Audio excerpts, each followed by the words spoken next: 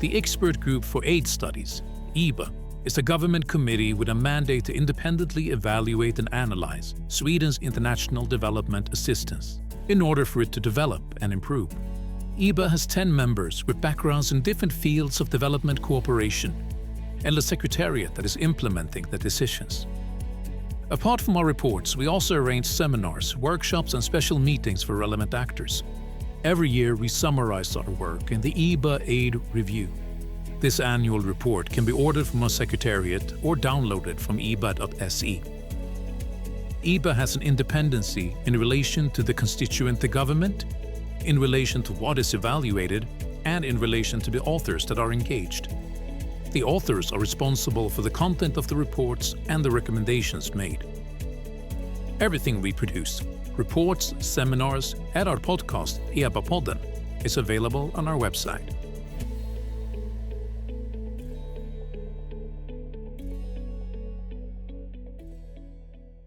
Most welcome all of you here in Stockholm as well as our viewers online to today's seminar, Employment in Africa, How has Sida contributed?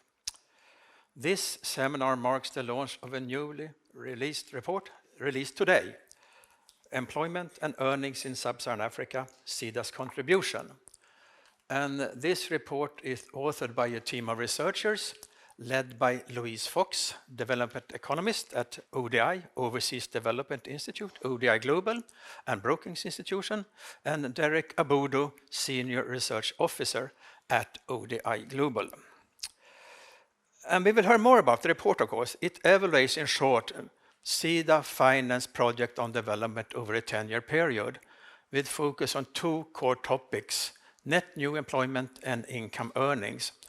How has Sida support contributed to improved labor market outcomes? Which types of interventions have been most effective? What are the challenges with measurement and attribution?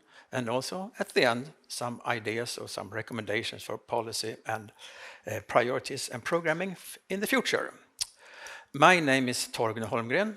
I'm a former member of the expert group, and I have been chairing the so-called reference group for this study.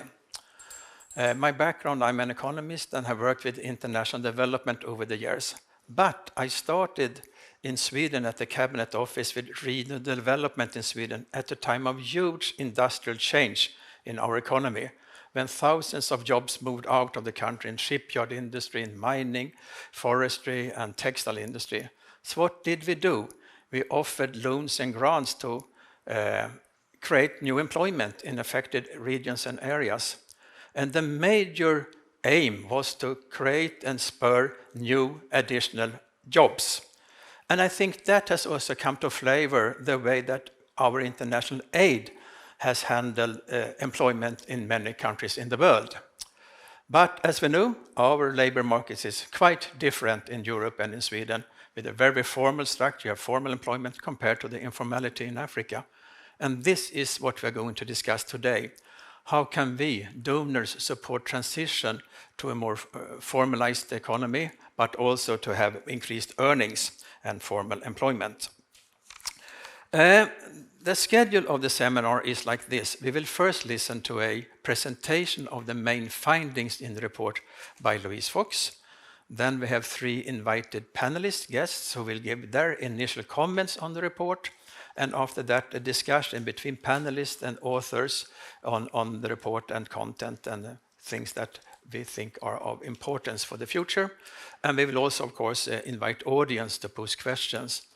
And for those of you online who would like to pose questions, you can do it in the Q&A function in the Zoom, and we will pick them up here from stage.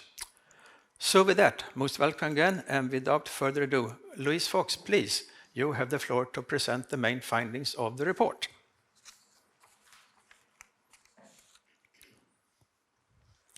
Thank you very much.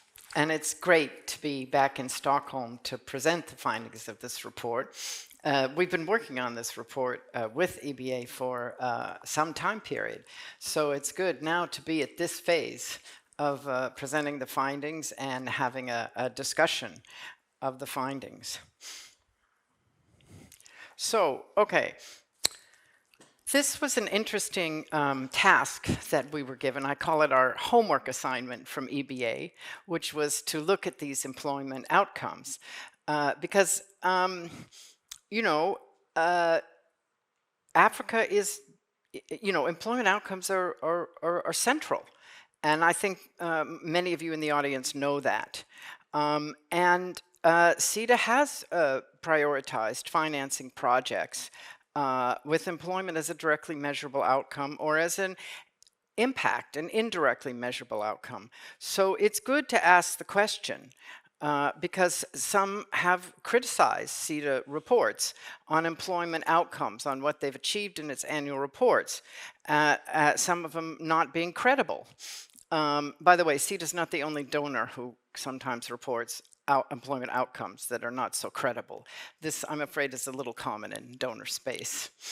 My background is a labor economist, so I've been studying employment issues and the measurement of them and how they're achieved and what are the mechanisms for, let's not count how many years, but a long time, and at least over 20 years in Sub-Saharan Africa. So I was happy to join an ODI team and take on this assignment. Okay, so what are the two outcomes we reviewed? We looked at net new additional employment. So these are new jobs created for the project beneficiaries, which can be attributed to project interventions. Okay, but these are net new jobs. So you're supposed to be in any economy, there's job creation and job destruction. Torgny just referred to that in the Swedish economy. And so you should be looking at both sides of the equation. And then also increased earnings among project beneficiaries.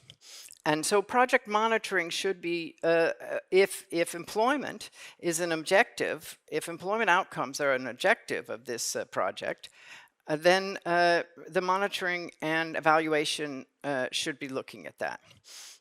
Okay, so, but it's complicated in Sub-Saharan Africa. And I think this is something I guess we'll discuss in the discussion section, but it's not the same as in Europe or the US or North America, where most people get up, go to a job, you know, get a paycheck weekly or at the end of the month or whatever. Because in low and lower middle income countries, you know, most of the population works for themselves. So they don't have a regular job like you do in Sweden. Informal is normal. And, you know, even about half of those who have a wage, report working for a wage, don't have a written contract. They're like casual labor, you know, in agriculture or construction. So really, actually, we argue in the report that the question of net new jobs may not actually be the most important question because everybody's working. And new entrants to the labor force also start working for themselves or their families. They have to create their own job. That's the reality of low-income countries. Africa's not different. Low-income countries in other parts of the world, that's true too. But the real issue is, we argue in Africa, is low earnings in the informal sector and in casual labor. But we do think, of course, if you want to make a sustainable transition to better jobs, and through better jobs, less poverty, you do need to create more medium and large firms offering formal wage jobs. So that part of it is important as well. Okay, so now you're going to get labor economics in one slide. Sorry. Okay, so in order to measure employment outcomes, you must have, in a situation like Sub-Saharan Africa, you must have a baseline survey of the project beneficiaries where you're going to look at direct employment outcomes before the intervention and an end-line survey after. Okay, that you probably think, okay, that's, Louise, that's normal, that's monitoring and evaluation 101. Well, maybe. The important thing is the survey should cover all activities. So let's imagine a typical Sida project beneficiary in a rural area. They're doing some farming.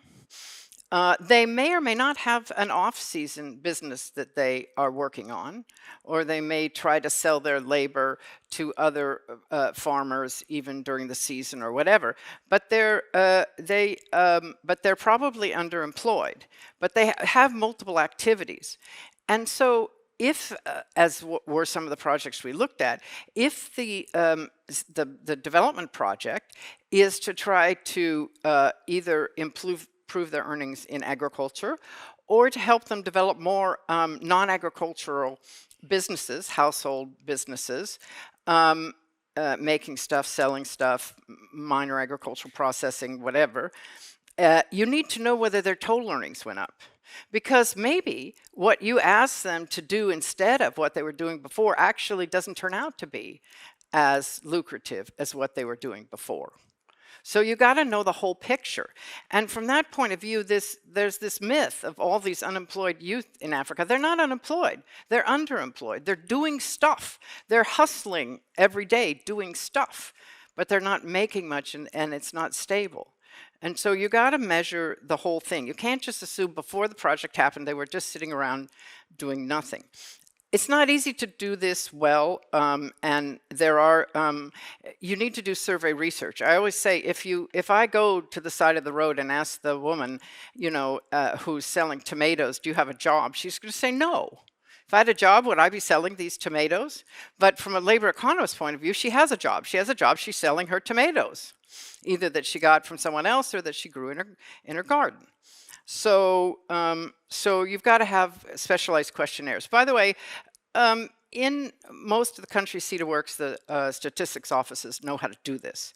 So there is some knowledge, local knowledge. Okay, so what was the methodology of our study? Well, you know, Sida has this employment marker system, and it marks within its system projects that are expected to directly or indirectly improve employment outcomes. So we use that marker system for project selection.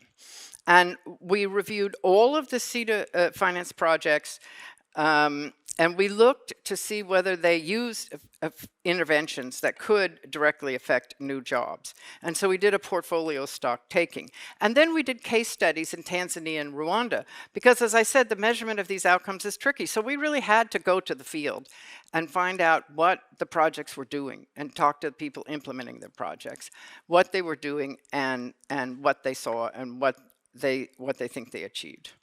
Okay, so our main finding on Sida's whole portfolio. You know, Sida finances a very broad and relevant portfolio that that's what their employment marker system shows.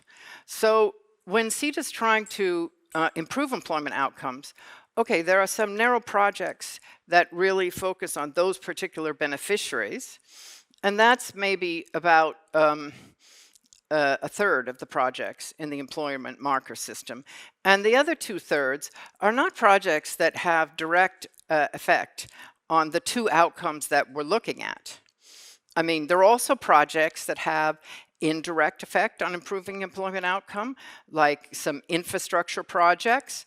For example, you know, rural solar projects or other types of infrastructure projects. There are projects that help the government help ministries of labor do a better job in drafting labor codes and implementing them and designing and implementing their own projects.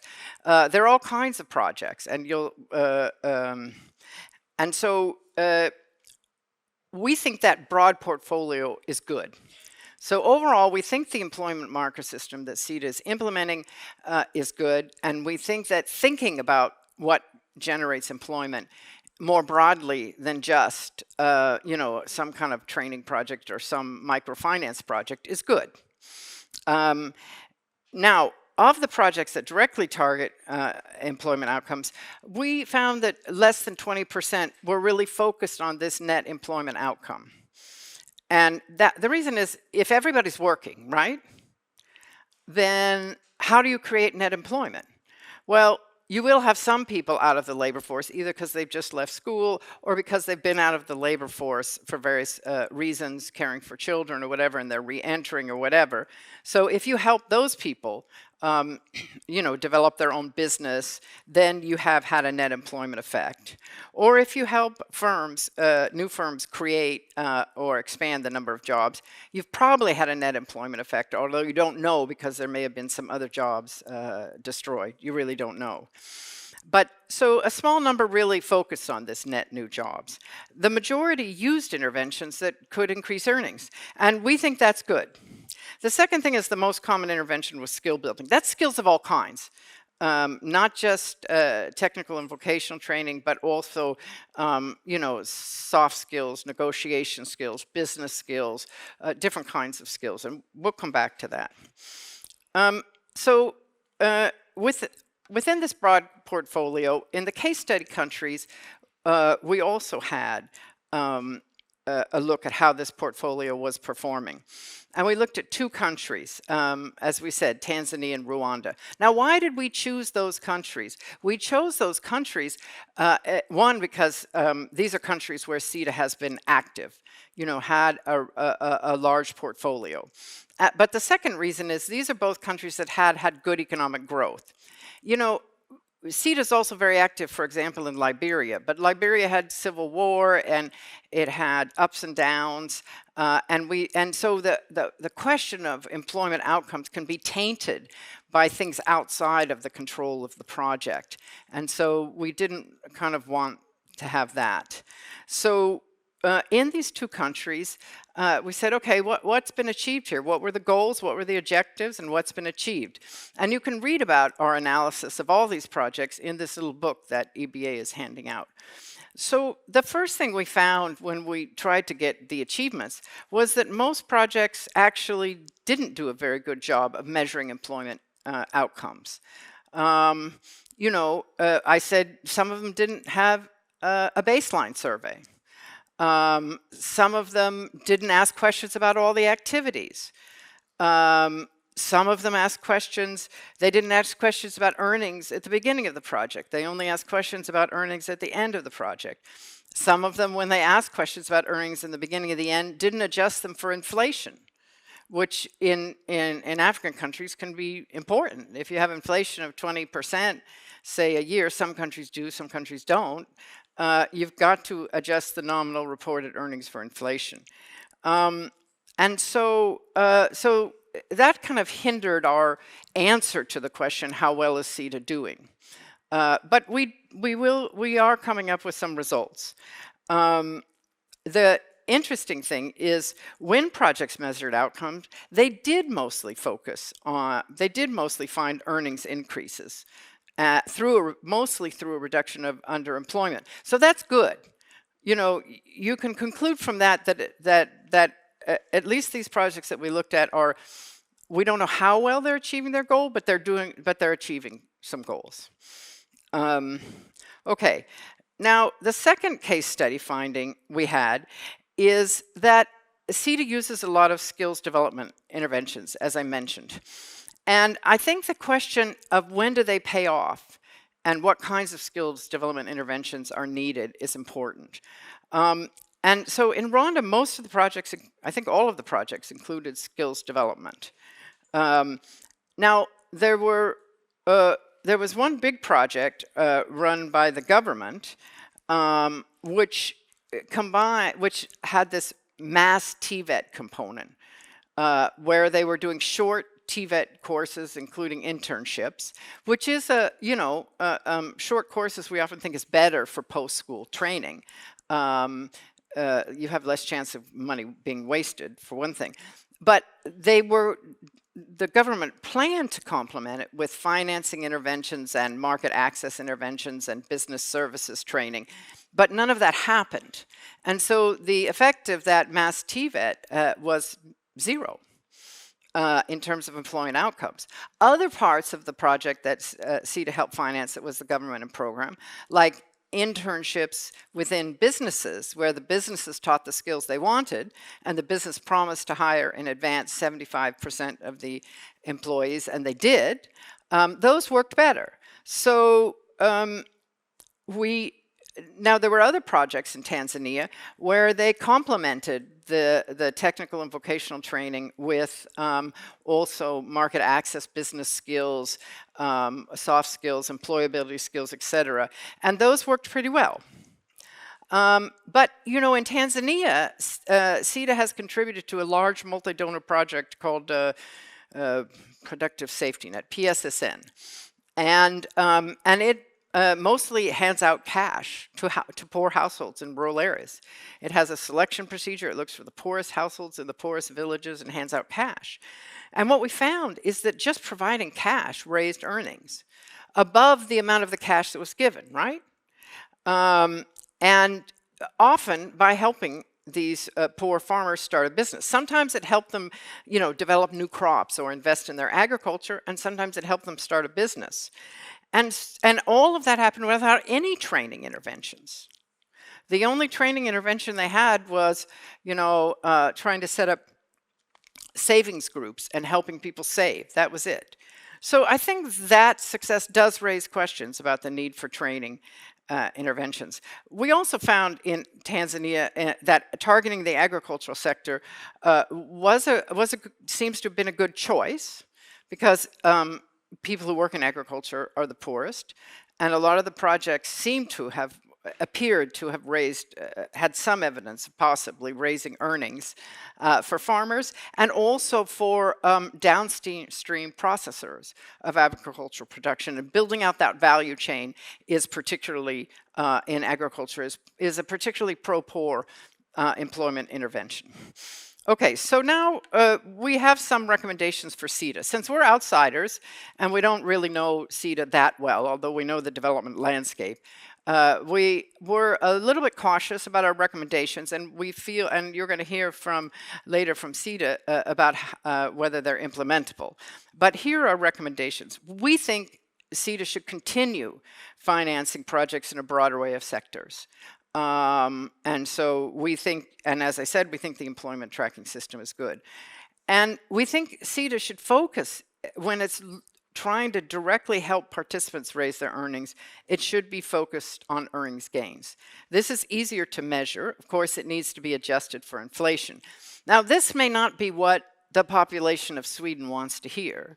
We're raising the earnings of African farmers. They think, well, how does that, there's all these unemployed youth and they need jobs, and how does that help? Okay, so there's a communications challenge here, right?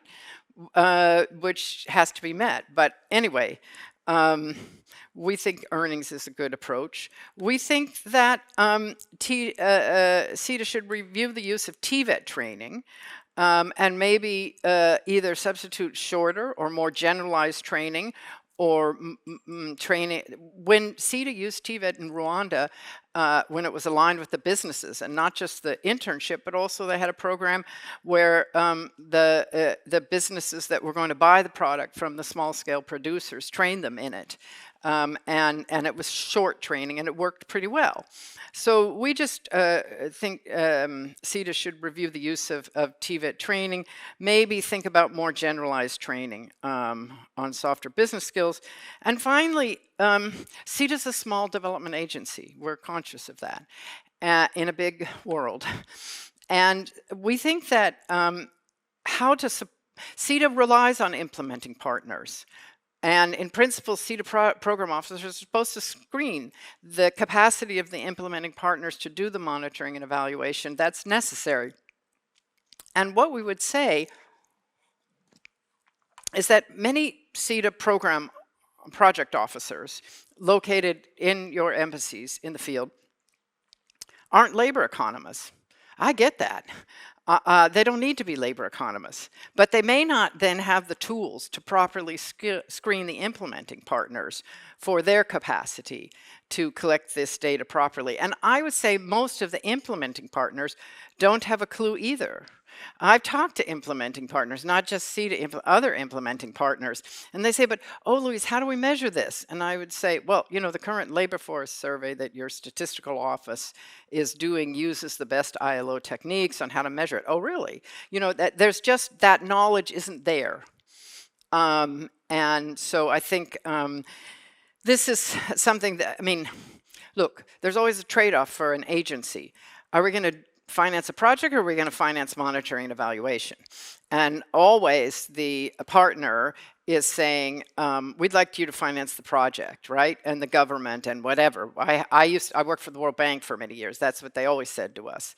The government said, why do I have to borrow money to do the monitoring and evaluation? Well, because you got to know whether it's working, right? So it's a bit of a struggle about how much emphasis to place on this, but that's our recommendation. Okay, thank you very much.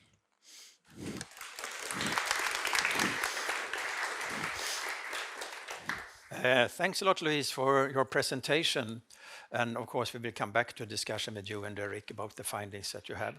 Now I will turn to our three invited guests. They all have a great deal of knowledge and experience related to today's topic. And the guests are Elizabeth Montgomery, Lead Policy Specialist for Trade, Job Creation at Sida. Trade and Job Creation it is, yeah. And Annika Sundén, Associate Professor in Economics and former Director of Labor Market Analysis at the Swedish Employment Service. And we will have online from Washington, D.C., Shanta Devarajan, Professor of the Practice of International Development at Georgetown University.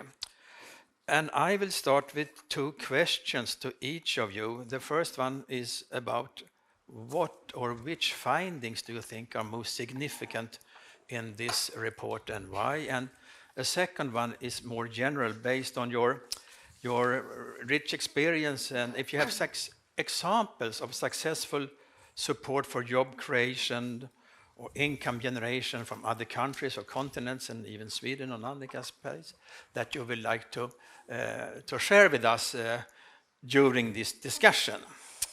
So I will start with Elizabeth. You have also, in addition what you do today, you have worked in many countries, in Sweden, all in the world, on economic development and employment also. You have been with ILO and also in the private sector. Mm-hmm. So please, you have the floor on your first initial remarks. Okay. Thank you. And first, I want to thank EBA for commissioning this evaluation on Sida's work on employment in Sub-Saharan Africa. And of course, appreciation to the evaluation team. You did a great job and with very valuable findings and recommendations for us. And now also, I think it's supporting very much what we do in this area. It says that Sida has a broad and relevant portfolio, even though only sort of smaller share is actually contributing to net employment and job creation, but it's more contributing to increased incomes and earnings. Well, that's good news, I think, because that's what we intend to do, and especially if you look at the objectives in the country strategies over that evaluation period.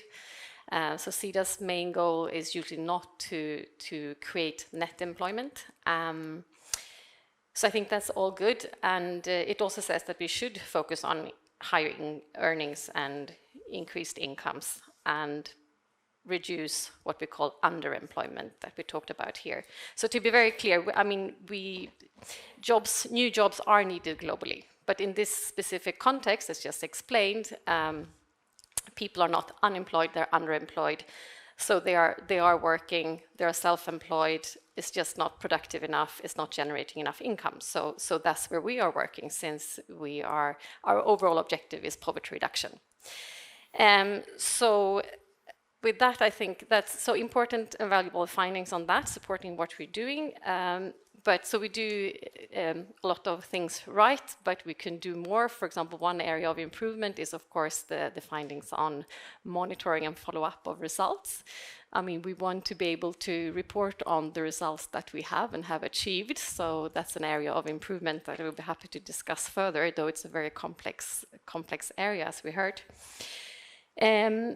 One finding that I think is very valuable to us, and I think Sida should look into, is the one on skills development. I mean, it's not surprising that it's the most common type of intervention that we have in these projects, but I wouldn't say it's problematic, but I think it's really important that, I mean, the design and implementation is key here. So and also skills development comes with a high cost. And there is mixed evidence on how well it works. So it is important to look into what works. And I also want to sort of emphasize that Sida's work on employment is broader than the scope of the evaluation. I think that's important to say. So we do things in employment that has more to do with decent working conditions or labor market policies. And also we do a lot in private sector development, like market access for small-scale farmers or access to finance, trade facilitation, and all of these things are supposed to to contribute to inclusive economic development and also employment. So, but happy to discuss all of that later. Thank you for your comments. And I now turn to Annika. And you have also been chief economist at Sida and also worked at the Swedish Pension Agency as well as the social insurance agency. So please, and I have a specific question for you now or later on in the discussion. Given your knowledge and also your earlier work in Sweden, what kind of measures, or are there anything to learn what we have been done over the history in Sweden that can be implemented or transferred to the African context? Please. Thank you, and thank you so much for the invitation to comment on the report. I should also say that I was part of the reference group, so I followed the work as it grew. If I start with, because I think using the experience from Sweden, not Sweden now, because as Louise said, we are a highly formalized labor market, but we were not at the turn of the century 1900. At that point, Sweden was the most poor country in Europe, equivalent of a middle income country now, I would say. We had subsistence farming was the main sector, many people working in the informal sector. And as Sweden went from being a very poor country to a rich country in about 50 years, I would say that it was the combination, it was really a holistic approach. So it was the combination of working on poverty alleviation through different kinds of cash transfers, child support, old age support, other poverty alleviation programs, as well as education and economic development. So encouraging structural transformation in farming as the country industrialized. So there was industrialization, urbanization, at the same time structural transformation in farming. So that together created an enabling environment for also job creation. I would also say that this was very much also tied to the political environment in the country at the time, where we had the growth of the labor movement and the Social Democratic Party. So unions started to form. So there were equal negotiating parts on the labor market, if you will. So there were also early agreements between labor organizations and employment organizations about conditions on the labor market.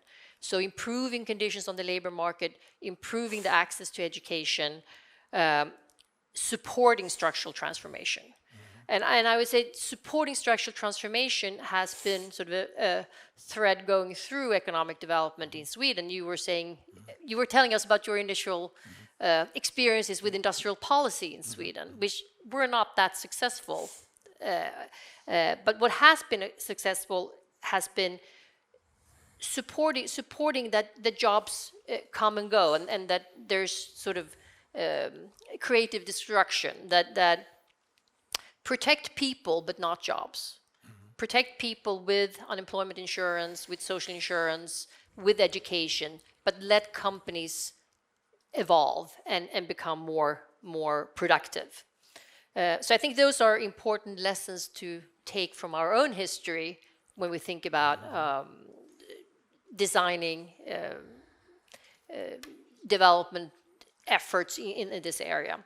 When I look at the report, I also think that, my most important takeaways are really about the holistic approach on different measures. And if I look at the experience I had working with the public employment service here in Sweden, it was clear that it's not one measure that helps somebody get into a job or work more hours. It's really a combination of measures.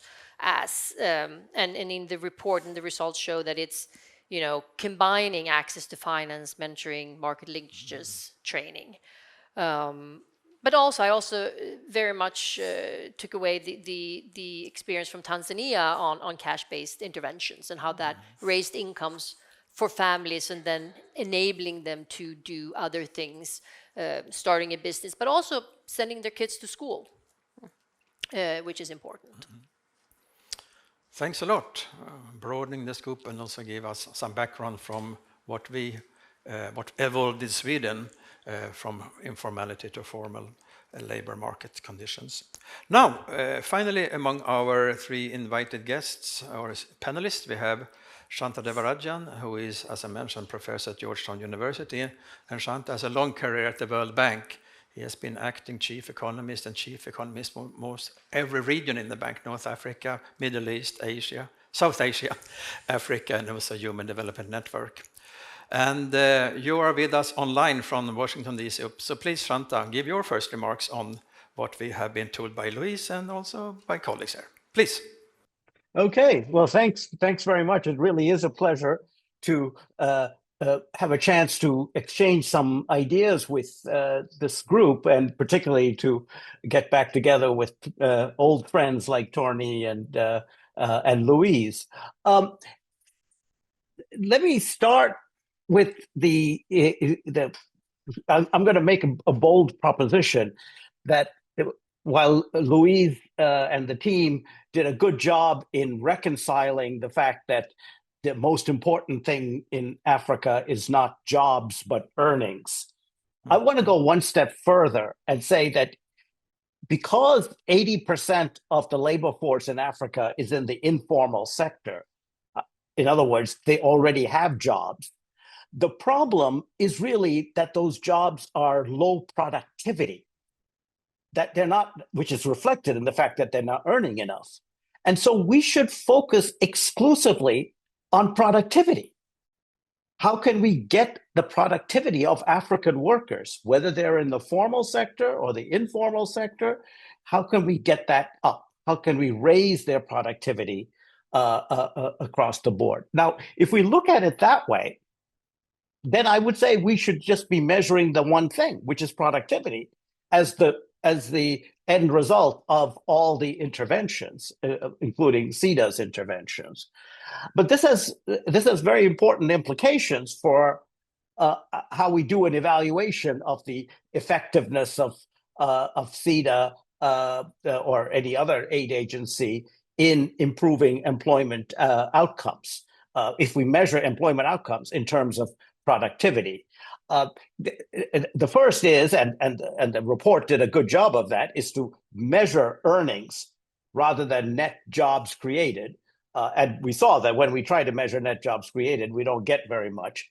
But when we measure earnings, you can get some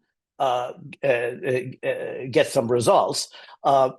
So if we focus on earnings or productivity, it is what I would prefer. We can actually then focus on the problem.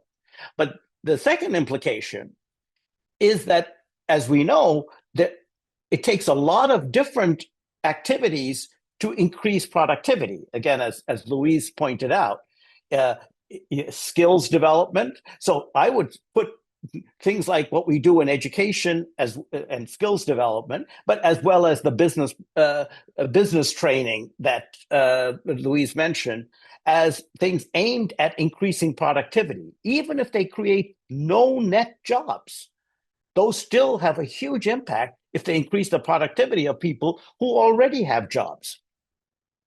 But the second, and this doesn't get enough play, I would say, is agriculture, which is one of the lowest productivity parts of Africa, and also the one with where almost everybody is informal. In fact, the two women in the photograph that started this whole session, the EBA photograph, the two women carrying shovels are in the agricultural sector. I am sure they're informal. And the question is, how can we improve their productivity so that they don't have to carry shovels, but they can have a machine that does the work for them? So the work we do on agricultural productivity is critical for increasing employment outcome. And then there are other things that are interventions to improve the business environment, things like credit or better access to inputs. I mean, one of the studies that Marcus Goldstein and others have shown is that women farmers in Africa are just as productive as male farmers if they have access to the same amount of inputs. So the main difference between women farmers and men farmers is their access to inputs rather than their productivity. So that's one thing. But the other is that I want to broaden the scope, because if we're interested in increasing productivity, it takes more than projects to increase productivity of workers. It takes policies and policy reforms. And in many ways, you can see that one policy reform can have a huge impact on productivity. Think about in Ethiopia, when they liberalized imports of leather, it increased the productivity of shoemakers all across Ethiopia. And the shoemaking business boomed. That was one policy change, no projects involved. That can make a huge difference. Similarly, in Rwanda, one of the country case studies in the report, Rwanda deregulated trucking in the country, and transport prices fell 75%. Now think about that. If transport prices fall by 75%, how much more farmers can sell produce, small business enterprises can sell their produce? That was one policy change. No fancy World Bank projects or Sida projects or anything like that. Shanta, let us come back to those examples, because they fit nicely into the discussion that we will have. Sure. Yeah, so but I just want to say one point about Sida. Because, please.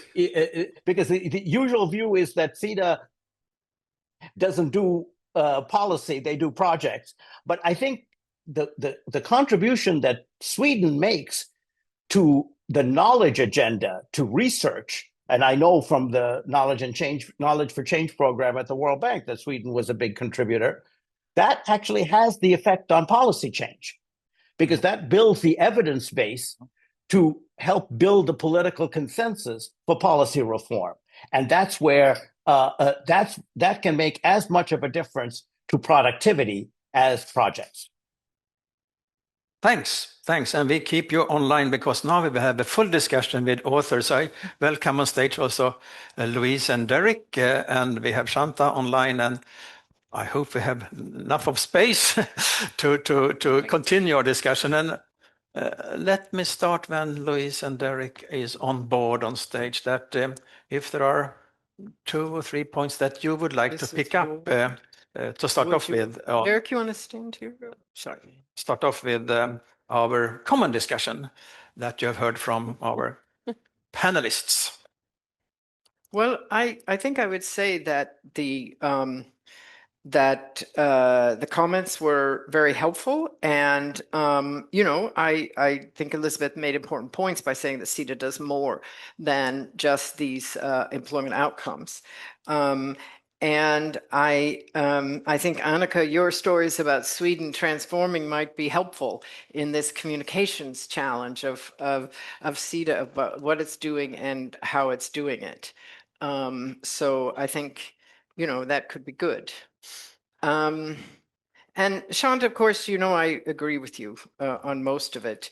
So and I think we found that Sida's work in the agricultural sector in Tanzania was indeed making a difference. But also that's why we stressed the importance of the broad lens with which Sida does look at this question of employment outcomes. You mentioned things like trade facilitation policies, etc., which are really important. So I don't think we have that much to add to these comments. Huh? Yeah. They're great. Thanks. Okay, so let's pick up some of the comments. I think all 3 discussants raised the holistic view. And if I look into what could be there and ask a question maybe to all of you, is how to integrate project-based lending or support and also the more policy-oriented. What is the trade-off? And I guess it's context-specific, but what is your view? How can that be combined in the best way in the future? And is there a trade-off between if you go project by project, or do you do the policy reform agenda? Elizabeth, anything? Some thoughts about that? Thanks. Well, it shouldn't come as a surprise that even though we should learn from experiences from different countries, I mean, at Sida, we think that everything we do is context specific, right? So whatever, I mean, it could be desirable to maybe interventions that we do in Asia or Europe, or that we have done here in Europe, that it would be desirable to do that in Africa, but perhaps it's not realistic or relevant at this point. So it all depends on the country's economic structure. And for us, I mean, the overall objective again is poverty reduction. So of course we do analysis. Where are the poor? Why are they poor? And how can we address the key constraints that they have? And in this specific context that we're talking about, they are, as we have said, they are in the informal economy, in the agriculture sector, they are underemployed. So that's, you know, what we are targeting. Now in Bangladesh, which is one of the few countries we're still operating in Asia, we have low-skilled, poor women in working in the textile sector with bad working conditions. So then we can work there. And we can also bring in Swedish and other private sector actors in that. And in Eastern Europe, Western Balkans, we target the private sector and support them in other ways. There is more about the EU accession. So, I mean, to simplify this, of course. So we are where needed, so to speak. But then if we should do more, I think we should combine projects and, I mean, this more, and having a holistic approach, absolutely. And I think we are doing that. We can get even better at that. I think one thing we should do more of, and maybe an area of improvement, is to be more deliberate how we select sectors and maybe focus more on specific sectors that are both relevant for the poor, but could also where you could increase productivity, or potentially very productive sectors where we could create jobs at scale. And at this point, we also have to look at sustainability, so environmental issues. So we have to do that. And yeah, I mean, I think the big challenge is, I read the other day, so we have, the World Bank says we need to, I mean, 1.2 billion young people will reach working age the coming 50 years or so. So, and that's in the developing economies, and the same economies will only create like 400 million jobs. So there's a huge jobs gap. So what do we do about that? And I mean, it is transformational change. Now, I think we have a good combination looking holistically at the development problems, and that we have that approach in our projects, doing both regulation and all the other things that we have discussed here. I could come back to that with examples also.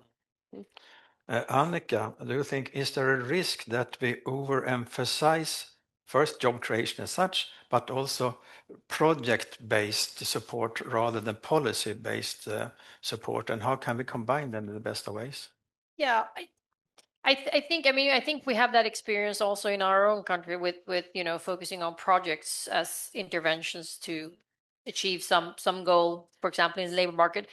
I think one problem with projects is that we seldom take away the learning and transform the learning into something that can be put to scale. For example, you had the examples of the training interventions where we know that from industrialized countries also, that many training interventions do not have any effect. They do have effect when people are vocational training for a specific job, or for an employer that is, where we're looking at employer demand. What jobs are needed at this firm? Are they willing to hire the people who have gone through the training? Then it has a positive effect. Then that's the kind of training we should be doing. But instead, we do a lot of different kinds of projects and test different things. And you know, of course, everything has to be context specific, but I think there's something there. We have a very difficult time going from projects to scale and to implement it as a regular feature in then our educational system. But I totally agree with I mean, the reflections from Shanta, that productivity is key, and then productivity in farming is key. And Shanta, how to raise productivity in the agriculture sector? What measures to be taken? That's a short question. Okay. I'm going to be a little bit even more outrageous than I usually am. So I want to suggest that everyone seems to agree that you have to be holistic and everything depends on everything else as it does in economics. But let me just try to simplify things. What about dropping the whole indicator of jobs? Just focus on productivity. We don't care whether that creates new jobs or just simply increases the productivity of people in their own job. They stay in the same job, but they just are more productive, because both of those will reduce poverty. If poverty is the ultimate objective, we should be focusing on productivity and only productivity, so that we don't have to always say, oh, well, how many jobs were going to be created and how many what are net jobs. Let's just get productivity up. Now, the second is, several people have raised this question about the relationship between projects and policy. If there's one thing we've learned over the last 30 odd years, and Torni, you and I have worked on this as well, is that doing projects in a bad policy environment actually hurts the country. And if you don't believe me, just ask the Chinese, because that's been their experience over the last 10 years in Sub-Saharan Africa, right? So this is not a question of, well, let's balance policy and projects. The policy is fundamental. And if you are working in countries with bad policies, the first thing to do is to say, how can we improve those policies? Now, there's sometimes projects that can help stimulate the improvement of policies, but a lot of it has to be trying to build political consensus around those policies. So I don't think we're looking for balance here. Policy is primordial. And if we want to reduce poverty, we have to help these countries improve their policies. And then those projects will make sense. We know that even education projects don't have a high rate of return in bad policy environments. So we always think education is a good thing, but if we want to maximize the returns, we have to be working on the policy front. And we are in a world of scarce resources, so we have to figure out how to use our resources to maximize the productivity gain, so that we can help reduce poverty. You wanted some examples? Yeah. Do you have any recent examples where we had successful support or policy changes? I know over the years, donors tend to have darlings. It could be Ghana, Ethiopia, Rwanda, or different countries. But which countries or which policy reforms in which countries are we so looking into now that could be the trigger, at least inspiration? Because my experience is that you learn by your neighbor. That is often a case that is quite impactful. Yeah, although we also have to be careful about picking darlings, because sometimes things turn around. I mean, Ethiopia was a darling till about 4 years ago, and so on. No, I mean, there are cases. I think Kenya is an example of a country that has managed its macroeconomy quite well.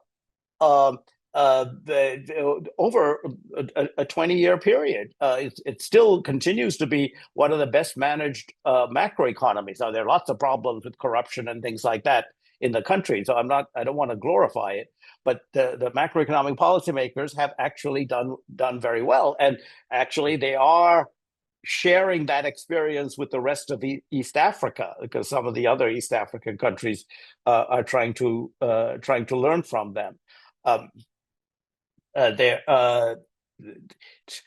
Well, again, I have to be careful here, because I thought up till about 6 months ago that Senegal was also managing its economy very well and has had relatively good growth, but now they're entering into a debt crisis.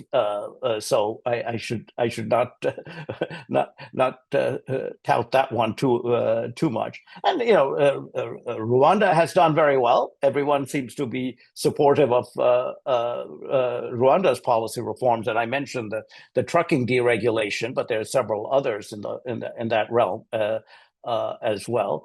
But again, I'm very cautious about declaring victory because sometimes these countries where we declared victory have gone south very quickly. Annika, No. Elizabeth. Do you want to start, Elizabeth? No, please. No, it's just a comment on productivity, increasing productivity. We are on a very sort of high level here, but I think we also need to talk about, in the structural transformation, diversification of the economy, that there are different sectors. I mean, if people say that we succeed in increasing productivity in farming, we're going to need less people in farming. And these people have to go somewhere. Where are they going to go? And just sort of an anecdotal observation. I was in Rwanda about a year ago on vacations. I was not there for work, but I talked to people, and I talked to all the young people that I met, and everybody was in education for hospitality. And not everyone can work in tourism. So Rwanda has, a lot of focus on tourism, but not every youth can work in tourism.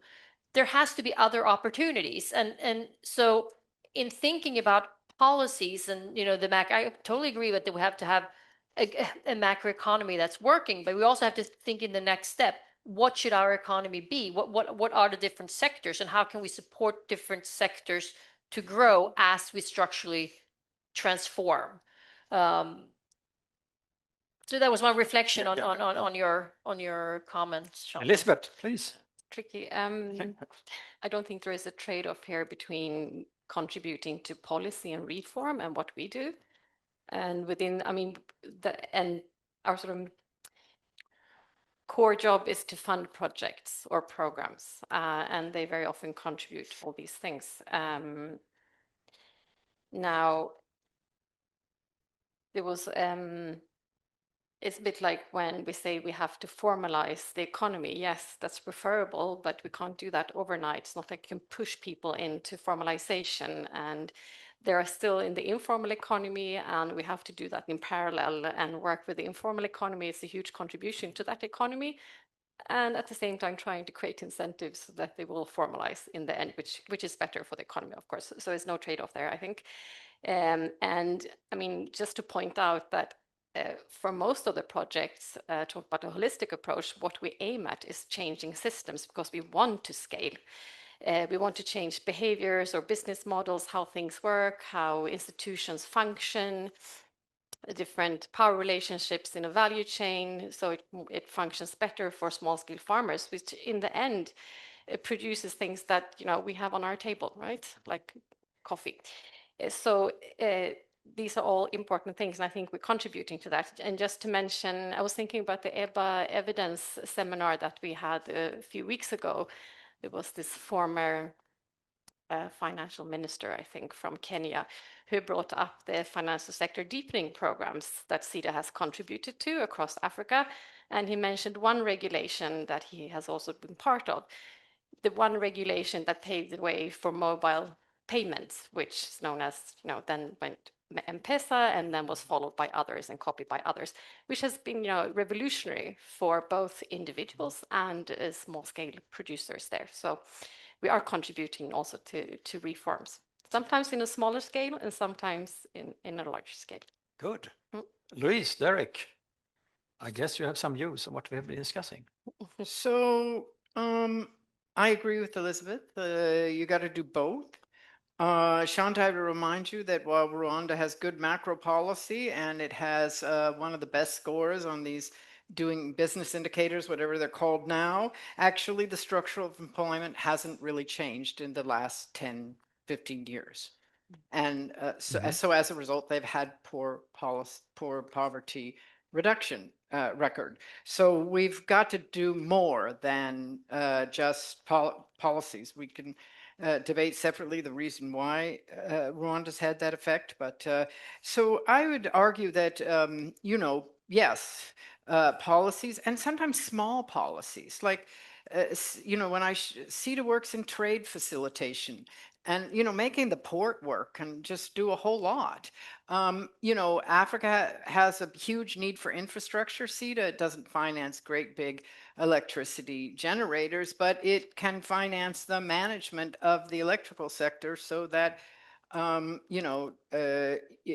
electricity failures are lower. and make the current infrastructure work better. So yeah, I would say you need a mix. And frankly, the cash transfer program that I cited in Tanzania started in a pretty mediocre policy environment.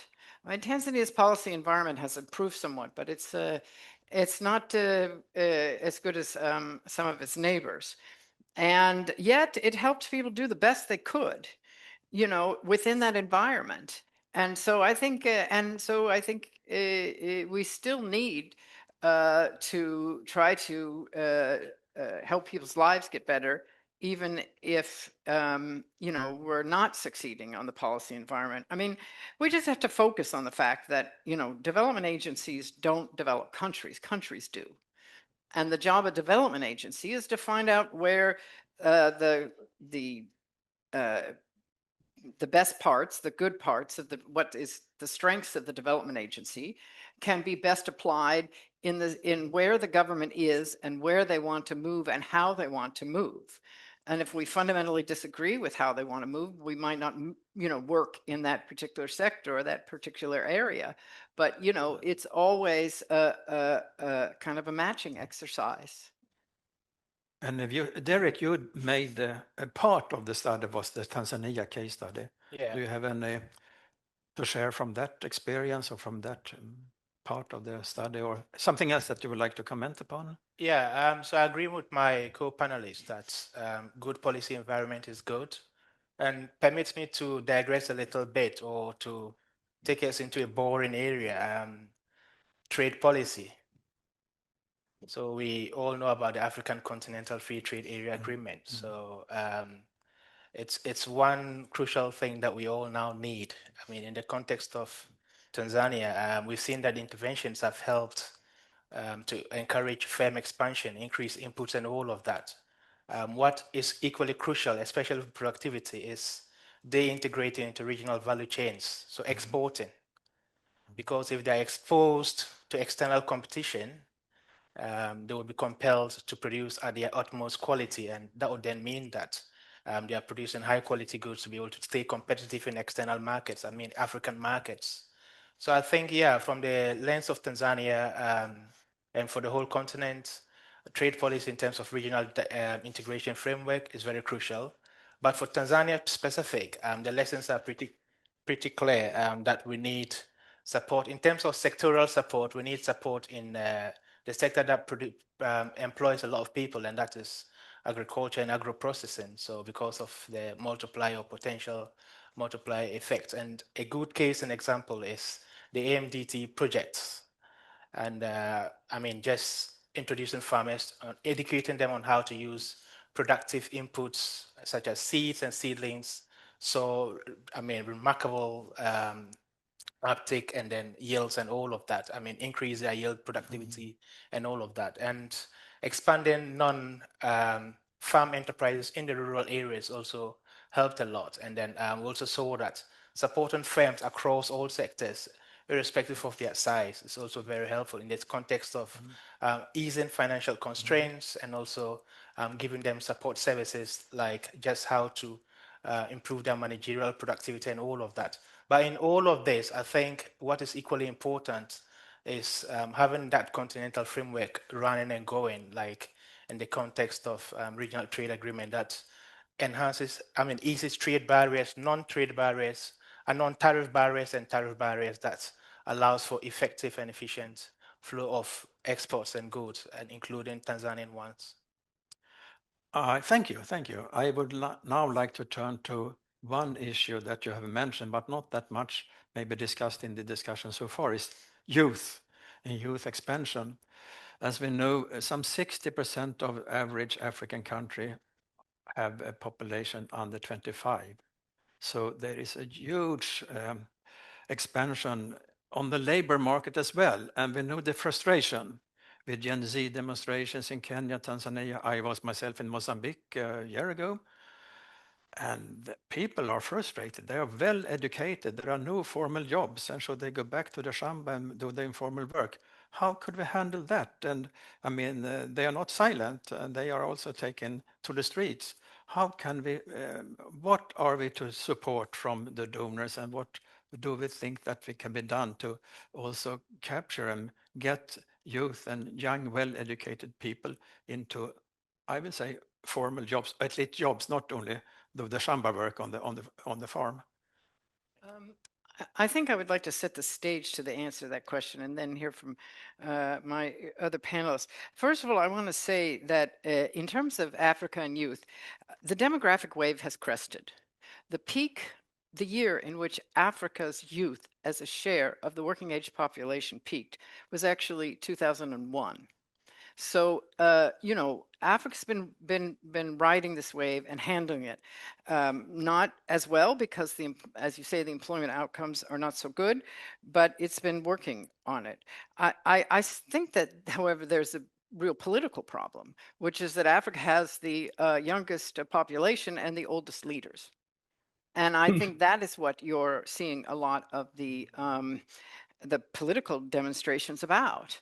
And these youth have been exposed through the internet to, you know, other how life is in other places, and they want to know why change isn't happening. So I think that's a real point. I think that that's I think would really set the stage on youth. Yes, the most, you know, Shonda, what I would say to you about productivity, as you well know, the most productive form of organization known in the world is the modern firm. And so we do need more firms, medium and large firms, that can offer more of the employment that you see on TV and want to have. But that is going to take time. And so I think also the efforts for the informal sector are quite helpful. But I really think it has to do with the political system and the lack of voice of youth that is really driving it. I don't know, do you have comments, Derek, from Ghana? Yeah, of course. And permit me, I mean, if I'm going over time, just draw my attention because I have a lot to say. So we have only 10 minutes. Okay, fair enough. So I'm old enough to have seen 2 youth programs. So the first one, because we had a transition from a government that was in power for very long, I mean in Ghana, for a very long time to a new government, and there was suppression of the private sector, not suppression, but the private sector was not performing wasn't performing as much. So youth unemployment was so high. And we also the agency for national security, instability reasons and all of that to do something about it. And when we did that, with the benefit of hindsight, we realized that it's not the best way to look at the youth unemployment as a peculiar problem to try to solve. It is rather to look at productivity and employment in the aggregate sense, and then it will benefit the youth. So we learned that lesson a very hard way. So we had a program called the National Youth Employment Program, which meant that we employed youth to do teaching, to be traffic agents, to do support nurses, and so on and so forth. And it was expensive for our fiscal situation, and we kept it going for 4, 5, 8 years. And what didn't help was the political economic interest, because having that then meant that if it's sustenance, then meant that you would have votes from the youth that you've employed, but not necessarily that you're offering them very meaningful, productive jobs, because being a nurse assistant, a traffic agent, is not sustainable. You know, you don't have social security contributions and so on and so forth. So we learned the lessons the hard way. Long story cut short. So in the past 8 years till now, what we've learned is we need a whole economic transformation of the economy that would also support youth employment. So we now have projects that like one district, one factory, trying to encourage private sector to have a factory in each district. The 24-hour economy, which is also to support companies or private firms to produce productively for a longer period, 24 hours, so that they can employ more youth or whoever they want to employ. But at the same time, there's just that niche where you would want to also concentrate on the youth, something like coding or programming. I'm not that old, but I can't code. I think I'm too grown to learn how to code. A 20-year-old might be able to learn how to code better. So if targeting them in that sense to code, to be able to get, get the skills for the new and modern industry, services industries, could be arguably productive. Okay, those are great examples, I think. Yeah. Elizabeth, what should we do in development cooperation to support this when we have a lot of young people now, maybe starting off in the informal sector? Are there any views and ideas in Rissne about this? It's not much you can do in Rissne. No, we have to coordinate our efforts. Yeah. I think. Yeah. I mean, I think Sida is doing the best we can as a single donor, but so we need structural transformation. We've heard that systemic change on a national level. If you want, we need to create jobs at scale. And I think for Africa, I mean, we have failed, right? So coordinated efforts. We need infrastructure. We have to invest in human capital. Instead of TVET, you said that yesterday, Luis, maybe we should just invest all that money into secondary education instead.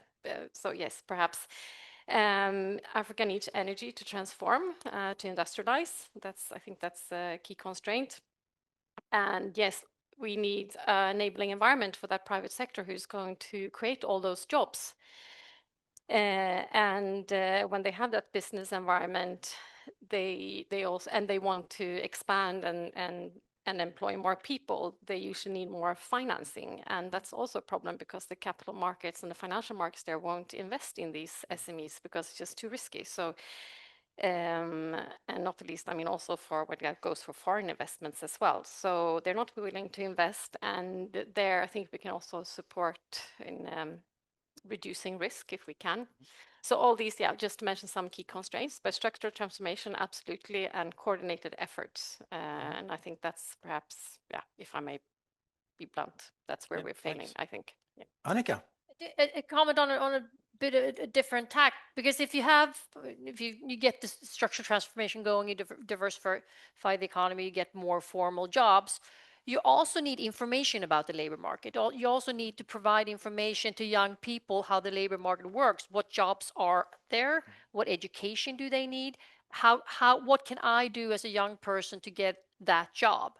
Because that we've seen that time and time again, that young people go to school but don't have quite the right education, or they don't know where to look for the job, or they may have to move within the country. So there's a lot of things about the functioning of the labor market that you need to help with. So employment services, for example, but also projections, your capacity to project where are jobs growing, where they're not growing, where is the structural transformation fast, all that kind of information to help also then scale the education system and the training programs. And is that a government duty, or who should, or employers organization, or who? Yeah, I think it's a government. I think that's something you could do as a national policy, and I think donors can help. We have a lot of experience with those kinds of programs. But I used to. Thorny? Oh, yeah, first. I used to, when I worked for the World Bank, go ask donors to fund improvements at the National Statistics Office to collect the data, project the jobs. And I had such trouble getting money out of the donors. They say, we don't want to collect information, we want to do projects. But if you don't know where you're going and where you've been, okay. And where the jobs are growing. Exactly. Kind so that's jobs. one of my hobby horses. Yeah. And then I'll be quiet. Sorry, I didn't see the hand on your screen. It was reflection in the screen. No problem. So please. I just wanted to add one more inconvenient truth to all of this about the lack of formal sector jobs. First of all, when we're talking about Gen Z protests and youth with secondary educations or university educations having trouble getting jobs, these are not the extreme poor. These aren't the people we were talking about earlier in this hour. These are middle class people, and this came very clear to me before the Gen Z protests. We had the Arab Spring in the Middle East, and that was also very much a middle class protest. Now the question is, why aren't these people getting jobs? And there's one aspect that is really underemphasized, which is the role of the public employment on the impact on the private sector. Most of these countries, especially the resource-rich countries, have paid very high salaries in the public sector. And not only are the salaries high, but the benefits are much better than in the private sector. And in many cases, it's a job for life. So think about the risk premium on that, having a guaranteed job for life. So the public sector actually is the job that most of these youth protesting in the streets are trying to get. But it's worse than that, because having such a high public sector wage makes it very hard for the private sector to be competitive in world markets. They can't afford to pay these high salaries to get people to work for them, and then they can't compete in export markets, as Daniel was saying. So really, if you want to fix the private sector formal labor market, you've got to work on the public sector formal labor market. The public sector is what's crowding out the private sector in the labor market. Thanks. I heard a lot about that when I was in Maputo. Now, I will open up for questions or reflections from audience here. If we have some online that would like to put a question to this. Yes, please. Tell who you are and a short question, please.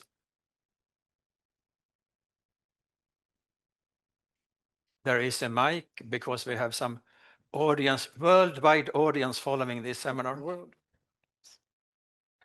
No, thank you very much. Can you hear me? I'm Gun Eriksson. I'm Gun Eriksson Skog. I used to work at Sida for 25 years. No longer, though. I was also on the reference group.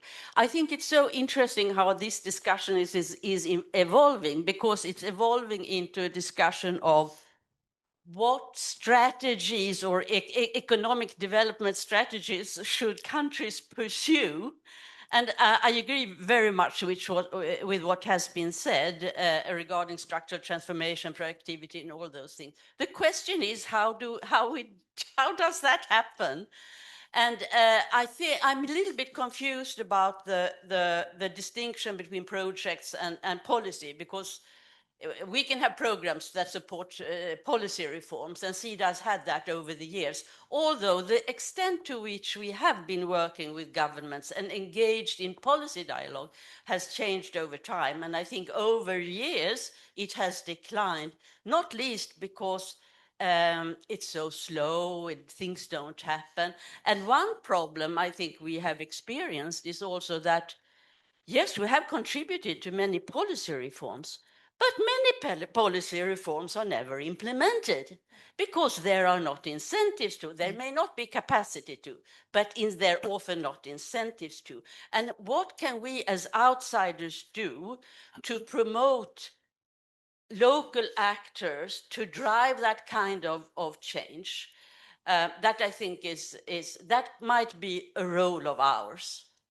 But I don't have the answer, although I think that we cannot only work on policy level, which is why Sida has also worked quite a lot of getting economic activity on the ground going. And you can do things in a harsh policy environment. There can be areas which are sort of below the radar and where there's growth potential. And then you can maybe build how do you say, groups that have incentives to work for change. I think this strategic perspective, we discussed it always at Sida and have these thoughts in mind. I think as a development organization, we could take a more strategic position, but we can't do the work for them, but we can find ways to sort of promote that kind of change. I think the panel will give us some answers, at least reflections on this. I see that Shanta has raised his hand from overseas. Please. Thanks very much. I like this question very much. It's very close to my heart. But I'm going to answer it by using a phrase you yourself used, which is, we worked with governments to try to get reforms. I think that's the mistake. Governments are not interested, some governments are not interested in reforms. There are people, very powerful people in government, who are benefiting from those distortionary policies. We know, we've documented it quite explicitly. So if you think you can get reform by working with government, that's a very limited set of reforms you can do. What you need to do is to work with civil society, as you were suggesting. Help empower the public to put pressure on government to bring about these reforms, to show them how much they're losing from the current policy reform. And the governments are not going to like it. Many governments have tried to stop me from publishing papers or giving seminars about my research. But that to me, that's a good sign. That means that we were onto something when we were doing the research. So I think, if you can just stop thinking of government as your first port of call if you want to get policy reform, but rather the last port of call, once you've help build the political consensus around reform, then we might be able to make more progress. Anyone else who would like to raise a question? Yes, there we have one, and there over there. So please, short. My name is Winnie Mukaro. I work at Talang Academy. I've been working with labor market issues for the last 25 years. And for me, I come from Kenya, and I see the problem there with the people who are highly educated. What is the problem? Where they compete to get a job. You mentioned corruption. You have to pay a company so much money in order to get a job. How will you afford to pay that money? So that is the biggest problem, actually. And then for me, I wanted to ask you, Derek, what you said is very important. You come with policy or projects, but you don't even ask the youth. It's very important to involve the people who you are working with, because we come with our know-how, but I think the know-how is supposed to be in the ground.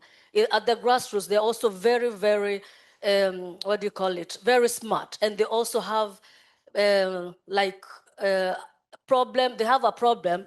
They also know how to solve that problem, but they need money, they need finances, and they need also expertise from other people. So I think it's very important to involve the youth in how to help them solve their own problems. Thank you. Thank you. We have another question or reflection from over here.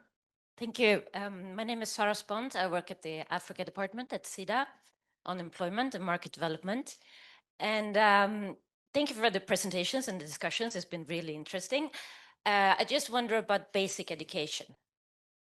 Maybe Annika mentioned it. I can't remember. Apologies. But otherwise, it's been a lot of vocational training, TVET, and Elizabeth mentioned secondary. But what about basic education as a foundation, quality basic education?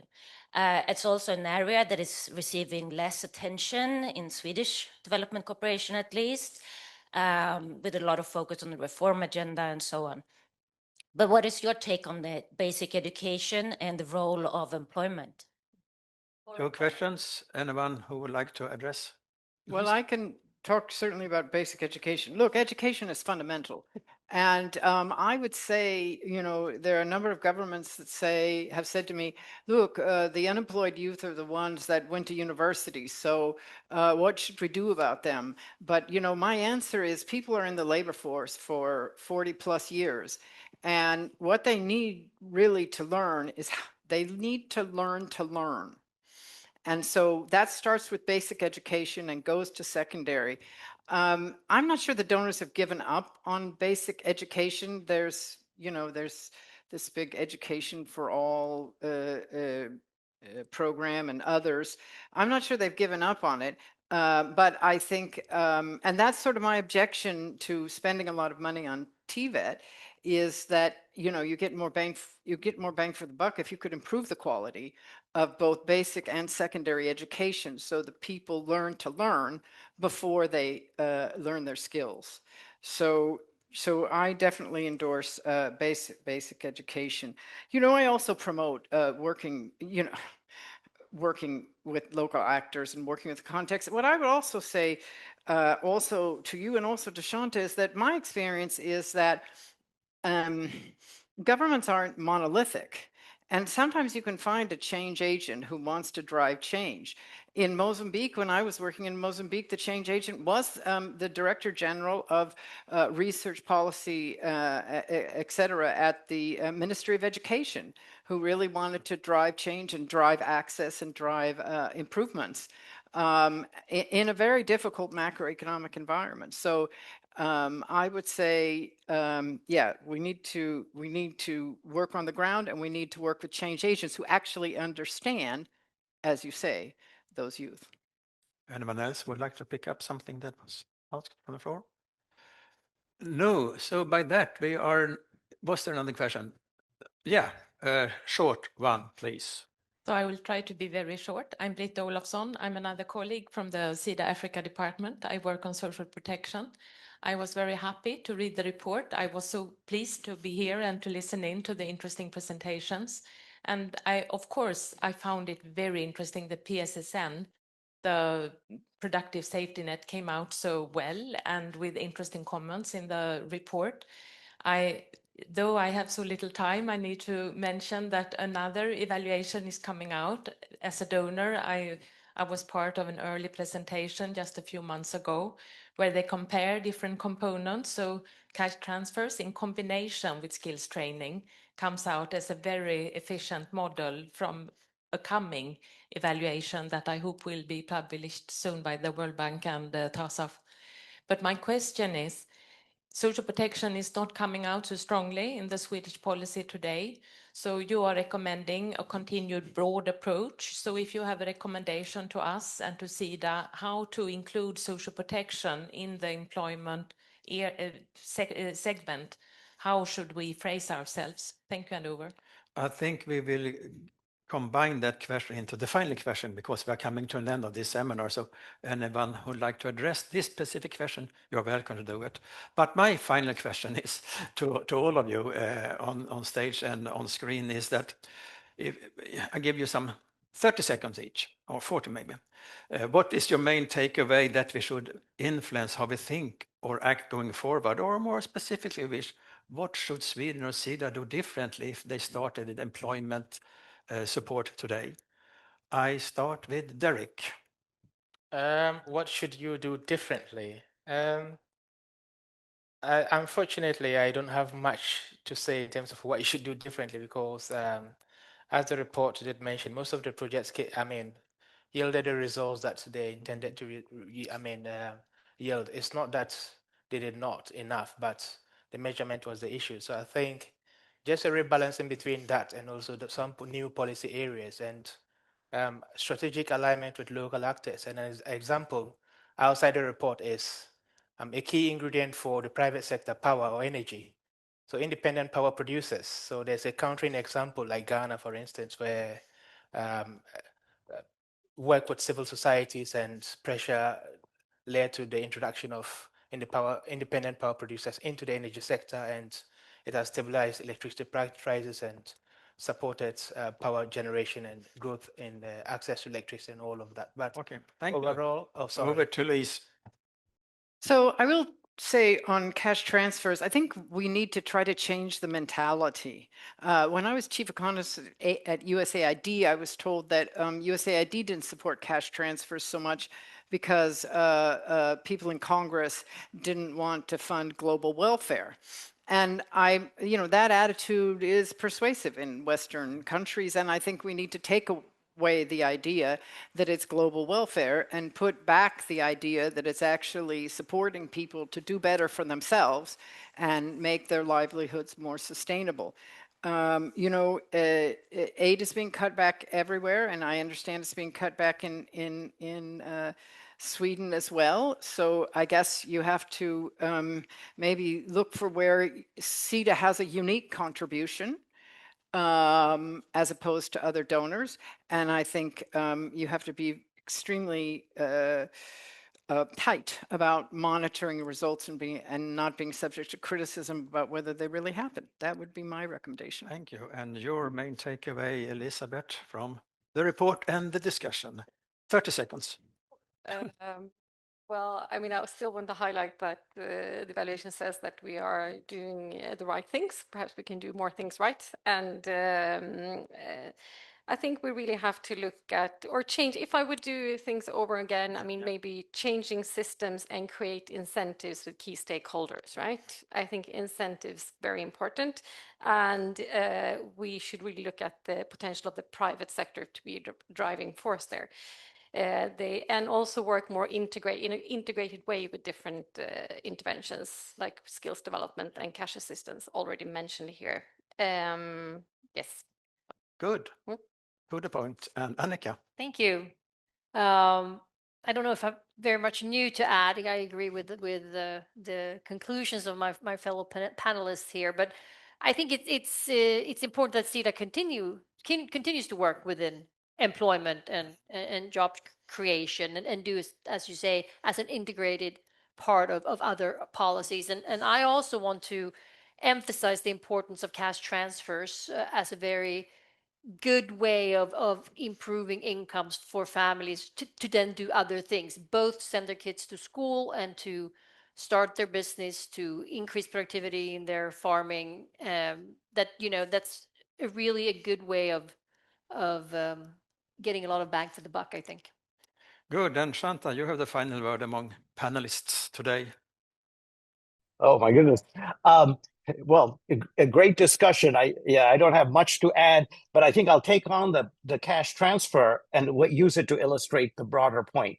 The cash transfers are actually even more powerful than has been brought out in this report, especially if they can be used to replace a distortionary subsidy. Most commonly a fuel subsidy. Many of these countries have these ridiculous fuel subsidies that are mainly go to the richest 20% of the population and cause all sorts of other damages like climate change and so on. But there's a lot of resistance to reforming those fuel subsidies because people say the poor will be hurt. Well, if you replace those fuel subsidies with cash transfers that are targeted at the poor, you not only are able to help the poor, but you can then get rid of these distortionary subsidies. So I think there's a lot of potential for fuel subsidies, for fuel subsidy reform with cash transfers, a lot of potential for cash transfers that can be very powerful. And that brings me to the broader point that, yes, it's very good that Sida is doing the right thing, and this report has confirmed that. But we are in a much more difficult situation now, as Louise pointed out, that aid is being cut. And so we have to be doing even better. And that's where we have to start making some hard choices and focusing our energies on the most important things that can increase productivity for Africans. Thank you. And join me in a big hand of applause to the panelists and authors.